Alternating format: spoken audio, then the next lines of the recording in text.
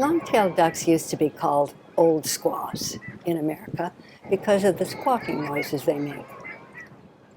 Some would say they're as musical as a violin section made up of third graders, but if you want to give them the benefit of the doubt, then call the din they make yodeling.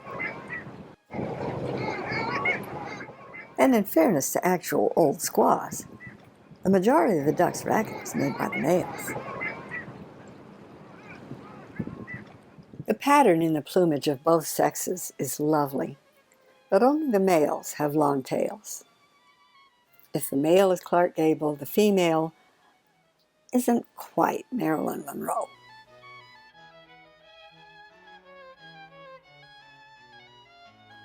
Most of the diving water birds, grebes, loons, cormorants, mergansers, buffleheads, are solitary fishermen, occasionally flocking in groups of, say, half a dozen.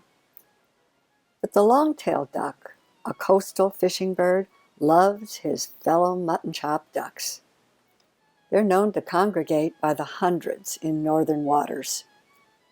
And somebody ties string to the legs of every flock member, because when one of them goes down, they all feel the tug.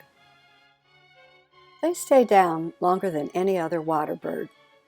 When they're feeding, they spend 3 to 4 times as long underwater as on top of it. They stay down so long partly because they eat all their food before surfacing, and partly because they dive pretty deep.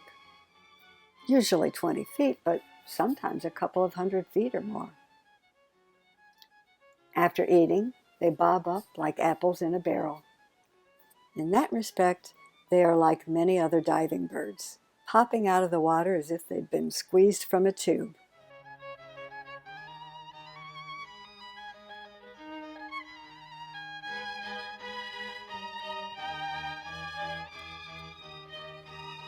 The legs of long-tailed ducks, like those of other diving birds, are at the rear of their bodies, and that gives them great maneuverability in the water. But it means that taking flight requires more effort. They flap down a long runway, slapping the water with their feet until they're airborne. Bye-bye, old squash. Yeah, I know. That word is politically incorrect. And besides, long-tailed duck is a good description, and it's the name the rest of the world uses. But old squaw's easier to say, not to mention being more colorful.